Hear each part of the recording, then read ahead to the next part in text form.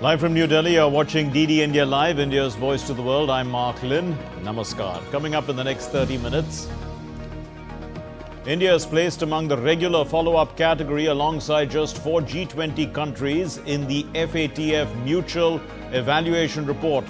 It reflects robust stability and integrity of India's financial system.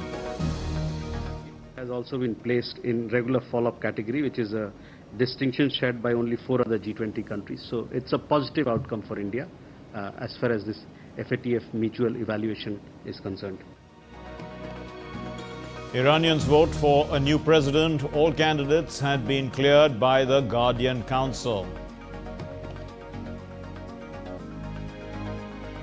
The first debate of the November 5 US presidential elections leaves voters concerned about age-related issues. President Biden and former President Trump spar over economy, immigration and abortion rights.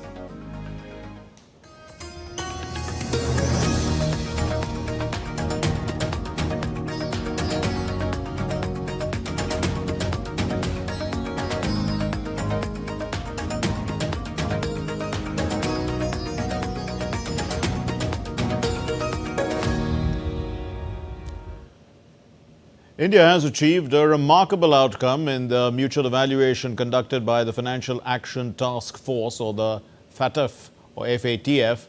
This is in the 2023-2024 report, and India's mutual evaluation report endorsed at the FATF plenary in Singapore from June 26 to 28, 2024, positions the country among the regular follow-up category alongside just 4 other G20 countries.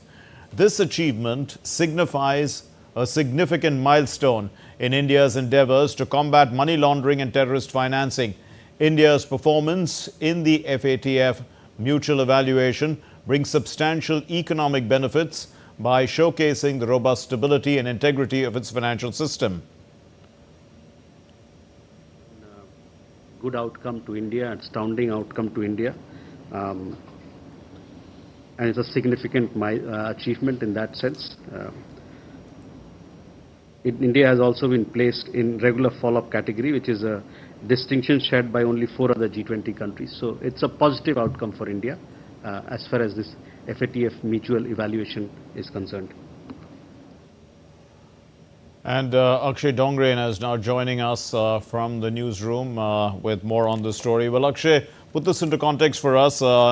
It's an important, assessment of India's financial system, how stable it is, and also how, the efforts that India has made to tackle money laundering and, money that goes into crime.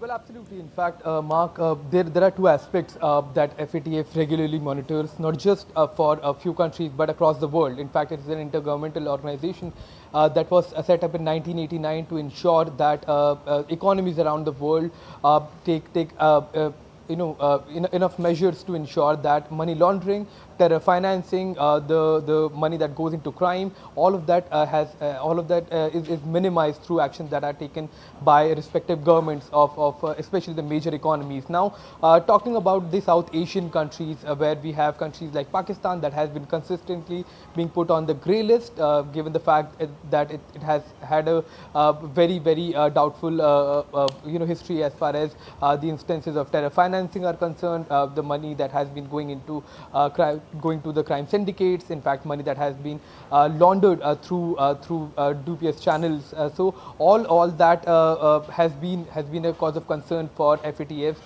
from countries especially like Pakistan, and this is the disciplinary that is taking place in Singapore evaluated the measures that were taken by India, especially in the past 10 years as far as in context to its growing economies are concerned. Now India has taken a lot of measures as far as the battle against money laundering is concerned, to ensure that money doesn't get laundered and doesn't go to crime syndicates, it doesn't go to terror financing. So all of those measures that have been taken in the past 10 years, be it moving to a digital economy, putting in enough measures to ensure there are checks and balances, and enough legislature that have been brought by the government of India to ensure that money laundering is minimized. Action is taken against the people who have been involved in money laundering. Follow-ups have been done by the Indian government. So all of of these actions have been evaluated in this plenary that is taking place of this mutual evaluation of the terror financing and money laundering. So evaluating all of these measures, the plenary has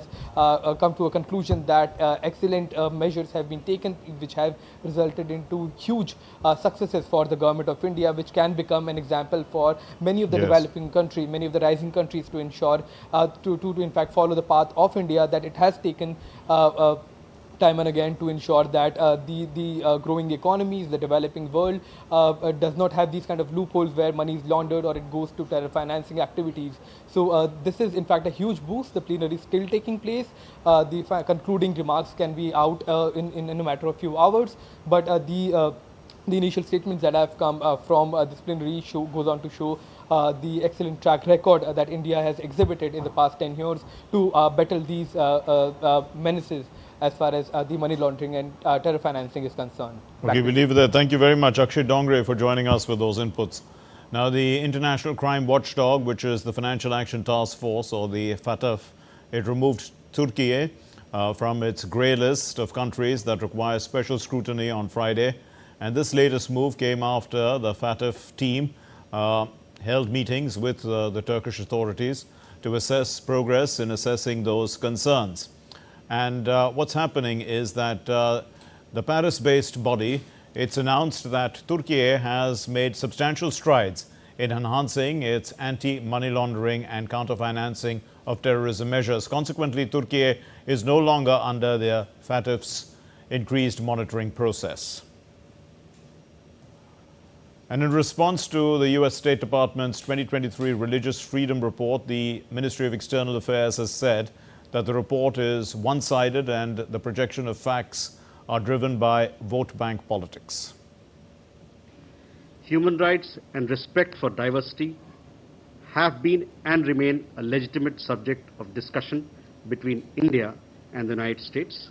In 2023, India has officially taken up numerous cases in the US of hate crimes, racial attacks on Indian nationals and other minorities, vandalization and targeting of places of worship, violence and mistreatment by law enforcement authorities, as well as the according of political space to advocates of extremism and terrorism abroad.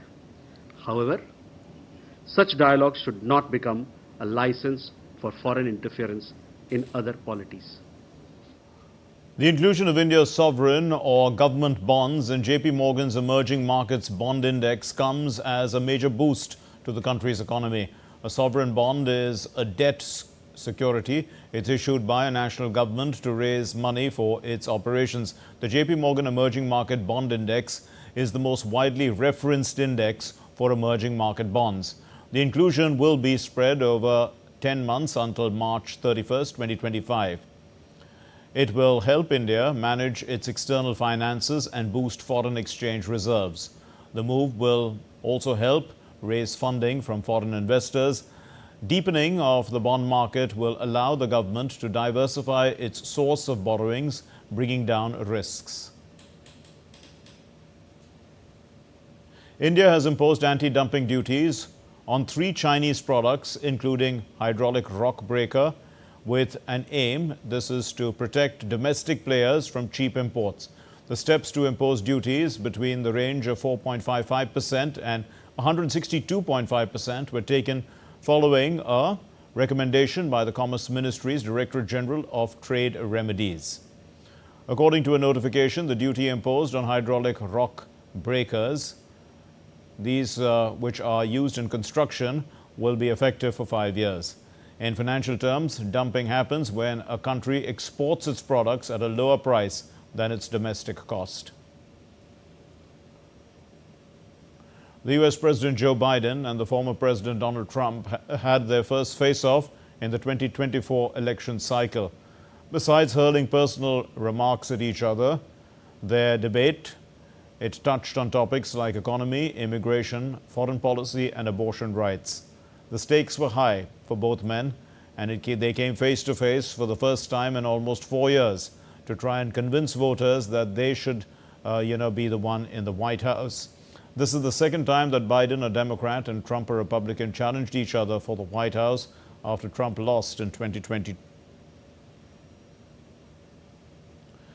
The debate was fiery, with both the leaders pointing fingers at each other. On the issue of abortion rights, both leaders expressed their opinions. The problem they have is they're radical because they will take the life of a child in the 8th month, the 9th month, and even after birth. After birth, if you look at the former governor of Virginia, he was willing to do this. He said, we'll put the baby aside and we'll determine what we do with the baby, meaning we'll kill the baby. What happened is we brought it back to the states, and the country is now coming together on this issue. It's been a great thing. Well, this is what Biden replied on the issue which Trump had raised. It's been a terrible thing, what you've done. The fact is that the vast majority of constitutional scholars supported Roe when it was decided. Supported Roe. And that's this idea that they were all against it is just ridiculous. And this is the guy who says the state should be able to have it. We're in a state where in 6 weeks, you don't even know whether you're pregnant or not, but you cannot see a doctor and have him decide on what your circumstances are, whether you need help. The idea that states are able to do this is a little like saying we're going to turn civil rights back to the states. Let each state have a different rule. Well, on the issue of Roe v. Wade being brought back or not, Trump called the Democrats, he called the Democrats radicals, and Biden negated this conjecture. He's willing to, as we say, rip the baby out of the womb in the 9th month and kill the baby. Nobody wants that to happen, Democrat or Republican. Nobody wants it to happen. That is simply not true. The Roe v. Wade does not provide for that. That's not the circumstance. Only if a woman's life is in danger, she's going to die. That's the only circumstance in which that can happen. But we are not for late-term abortion, period. Period, period. Under Roe v. Wade, you have late-term abortion. You can do whatever you want, depending on the state. You can do whatever you want. We don't think that's a good thing. We think it's a radical thing. We think the Democrats are the radicals, not the Republicans. Sure. U.S. President Joe Biden's shaky performance against his Republican rival Donald Trump on Thursday rattled the Democrats and prompted some strategists to ask whether their party should take the unprecedented step of replacing him as their candidate. DD India's Mitch McCain sent us this report from New York. The big headline out of this tonight is that there is great concern about Joe Biden's performance, whether or not he should be continuing as the Democratic nominee for president. Within minutes of the debate starting tonight, Joe Biden was stumbling over his words and his voice appeared hoarse at one point during the debate. The Democratic Party behind the scenes said that he had a cold. So it wasn't good news for Joe Biden. So there's been a lot of discussion tonight around whether or not he can stay on. Talking about the public reaction, polling people on how they feel. And the last poll I saw had Donald Trump around 67% in favor of Donald Trump and around 33% in favor of Joe Biden. People saying tonight from the Democratic National Committee, one person has called for Biden to end his campaign, saying now would be a good time for Biden to drop out, citing health concerns. And a prominent donor to the Democrats who's given a lot of money said, do we have time to put somebody else in there? So it gives you an indication, both the public and Democrats behind the scenes concerned about Biden. Analysts were not sure the debate would make a substantive difference in the election result. Presidential debates typically have limited influence on voters, but Biden and Trump are in a tight race, and the election will likely be decided by just 1,000 votes in a handful of swing states. So I think this one will be, sleepy Joe Biden running against crazy Donald Trump, two out-of-touch older white guys, one of them frothing at the mouth who kind of fell asleep halfway through, the other one who showed up asleep, waking up for some moments and then kind of falling asleep again, and then at the end of the day comparing their golf handicaps. I think that's a metaphor for the public's larger concern about the race, which is two out-of-touch white guys who have each of them have their liability. Each of them obviously think they're best for the job. Well, Iranians are voting for a new president on Friday following Ibrahim Raisi's death in a helicopter crash. Iran's supreme leader, Ayatollah Ali Khamenei, cast the first ballot and called for the unity of Iranian people during elections.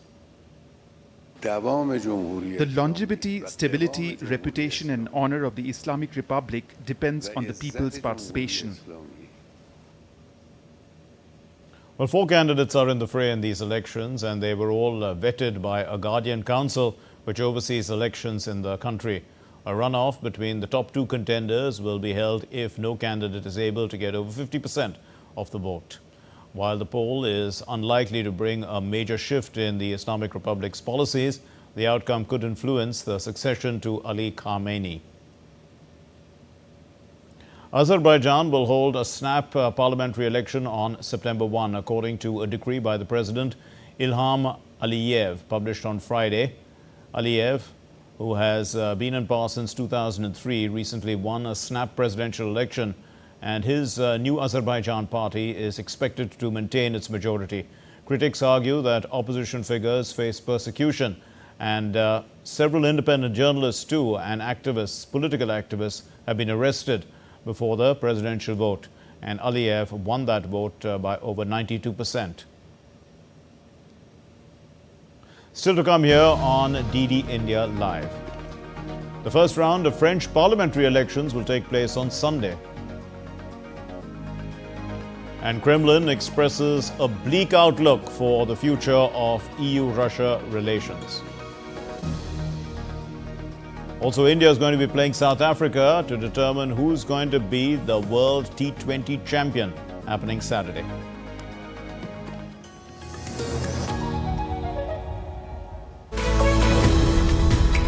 We just don't bring you the news as it unfolds. We get to the heart of the matter. We don't just present facts, we demystify complex social, political and economic events. We break stories that shape the world's present and future because you deserve the truth. I am Tanvi Taneja from New Delhi. I'm Ollie Barrett from London. I'm Nick Harper from Washington, D.C.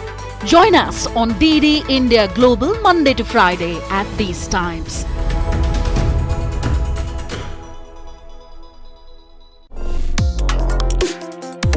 Complex issues, hidden agendas, twists and turns, strategic games. We think all dots are linked. We just need to connect them.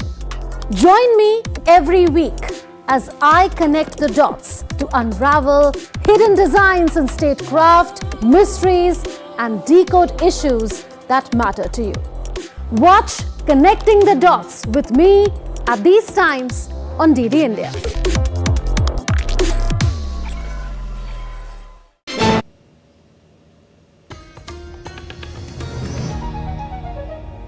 You're watching DD India Live. I'm Mark Lynn. Now, the French far-right party, the National Rally, has a chance of winning as much as 37% of the popular vote as per an opinion poll. The National Rally was up 2 percentage points from the last publication of the poll, which Macron's centrist bloc was seen reaching 20% of the popular vote. Now, the far-right National Rally party is led by Le Pen, and she's accused Macron of humiliating people who do not vote for him. Emmanuel Macron is being excessive. He's still president of the Republic and he will still be tomorrow. Therefore, he's president of all French people. I think the way in which he seeks to somehow insult those who aren't voting for him does not fit the idea that I have of the position of a president of the Republic who must in all circumstances remain the president of all French people, including those who aren't voting for his campaign. In the run-up to the first round of the French elections on Sunday, the French President Macron has said that the far-right National Rally is taking the electorate for granted, stressing that the French value must be to protect the French values, the system of values should be protected at any cost. What lies in the uninhabited discourse of the last few days, the racism, the uninhabited anti-Semitism, is a profound betrayal of what France is, its values, our republic and its values. And we need to fight that with strength, and it should make us angry because this isn't a question of politics or voting, but the very ability to live together. Well, Well, the EU leaders have agreed to nominate Ursula von der Leyen as the European Commission President for a second term. At the summit in Brussels, the bloc also picked the former Portuguese Prime Minister, Antonio Costa, as their future chair of the European Council. The meetings and also selected Estonian Prime Minister Kaja Kallas as the next EU foreign policy chief. The trio won broad backing, but the right-wing Italian Prime Minister Giorgia Meloni abstained from the vote on von der Leyen and voted against Costa and Kallas. However, von der Leyen's nomination still needs approval from the European Parliament in a secret ballot. I'd like to express my gratitude to the leaders who endorsed my nomination for a second mandate as President of the European Commission. My aim is definitely to work for the European unity, protect European interests, values in the charged geopolitical context and build global partnerships as well. The Italian Prime Minister Giorgia Meloni has told reporters that the European Council's proposals, these are a great mistake and that they disrespect Europeans. I think that the proposal formulated by the Conservatives, Socialist and Liberal parties was a mistake in its merit and method. In its merit, because it was not even vaguely anticipated by a discussion on what the mandate should be for those who hold these posts following elections in which European citizens clearly asked for a new and different line for the European Union. Well, the Kremlin has expressed a bleak outlook for the future of EU-Russia relations following the nomination of Ursula von der Leyen for another term as the European Commission President. The Kremlin spokesperson Peskov said that Ursula von der Leyen did not favor normalizing EU ties with Russia and that her nomination would not bring any remarkable change in relations.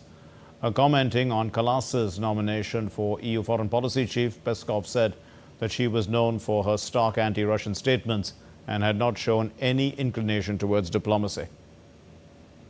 Mrs. von der Leyen is not a supporter of normalizing relations between the EU and Russia. That's how we know her. That's how we remember her. In this regard, nothing changes. Mrs. Kallas has not demonstrated diplomatic inclinations until now and is well known among us for her absolutely irreconcilable and sometimes even rabidly Russophobic statements.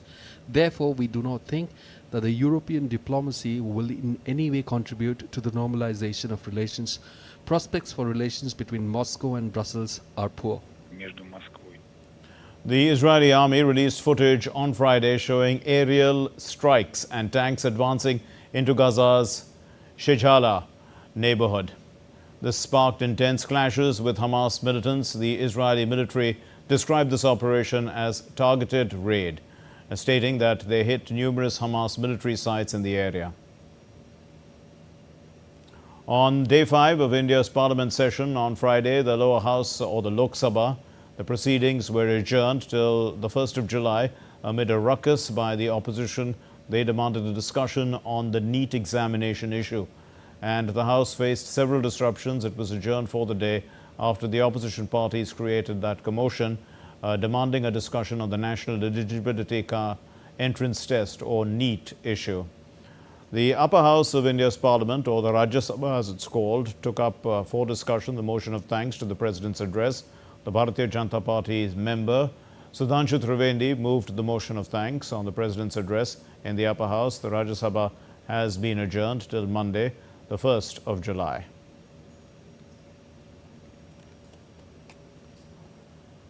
Heavy and widespread rains lashed Assam and other parts of northeast on Friday morning. The IMD issued an orange alert for Assam on Saturday. Here's a detailed report on the floods and the impact. Dibrugarh town in the northeast Indian state of Assam has been grappling with urban floods, with most streets waterlogged after heavy rains on Friday morning. Mankutta Road, one of the busiest stretches in the upper Assam town, is now submerged in knee-deep water. Dibrugarh, located on the banks of the Brahmaputra, has faced persistent flash flooding and waterlogging issues. You see the people face lots because if somebody wants to go to the, for medical college or any other hospital, everybody don't have any vehicles. Meanwhile, the flood situation in Assam continues to improve, although almost 1.1 lakh people are still affected across 7 districts as of Friday evening. Kachar is the worst hit, with nearly 74,000 people affected, followed by Karimganj, with more than 39,000 people reeling under floodwaters. 31 people have lost their lives in the state in this year's flood, landslides and storms. Every year in Assam, many people are affected by floods. However, in these few years, urban flooding has become a new phenomena which can be seen in cities. As you can see here at Thana Chariali in Dibrugarh, where the roads are submerged by heavy rains. With camera person Shantanu, DDK Dibrugarh team, Subina Roy, DD India. Well, in the T20 World Cup, the Cricket World Cup, India have advanced now to the final after a gap of 10 years. The Rohit Sharma-led side secured a commanding 68-run win over England in the second semi-final in Guyana on Thursday. India now have set up that summit clash with South Africa on Saturday, and it's going to be the clash of the tournament because both sides are unbeaten. It was a demolition act by India as they thumped defending champion England to reach T20 World Cup final after a gap of 10 years. The Rohit Sharma-led side notched up a commanding 68-run win over England in the rain-interrupted second semi-final in Guyana. Rain and a wet outfield delayed start of the match, and England captain Jos Buttler elected to field after winning the toss. India posted a strong 171 for 7 with skipper Rohit Sharma staring off in whirlwind fashion. They managed 46 runs from the 6 power play overs, and it cost them the wickets of Virat Kohli and Rishabh Pant. Sharma and Surya Kumar Yadav scored bulk of the runs on a slow track in Guyana. The 2007 champions then returned to bundle out England for 103 inside 17 overs with their spin duo of Akshar Patel and Kuldeep Yadav wreaking havoc. Akshar Patel dented England's chase with figures of 3 for 23, while Kuldeep Yadav also picked 3 for 19. It feels very good when you perform and team wins, and I think not a good idea to perform on a knockout match and you got a man of the match. So obviously feeling good, and most of the I'm feeling good about that. We win the match when you perform, and if team doesn't do well, then it doesn't matter. So I think feeling good. We close to the one step and close to the trophy. So yeah, feeling good. India have set up a summit clash with South Africa, who outplayed Afghanistan by 9 wickets in the first semi-final. It will be a clash of the tournament's 2 unbeaten sides in Bridgetown on Saturday. Well, that's all we have in this edition of DD India Live, but let's know your thoughts on the news of the day. And for those of you on the go, you can get the latest news and updates from India and across the world on the DD India mobile app. That app is available on both Android and iOS platforms. You can scan the QR code and download it now. We'll be back with more news as it breaks here on DD India. My name is Mark Lynn from all of us here in Delhi. Thank you for watching DD India Live. Namaskar.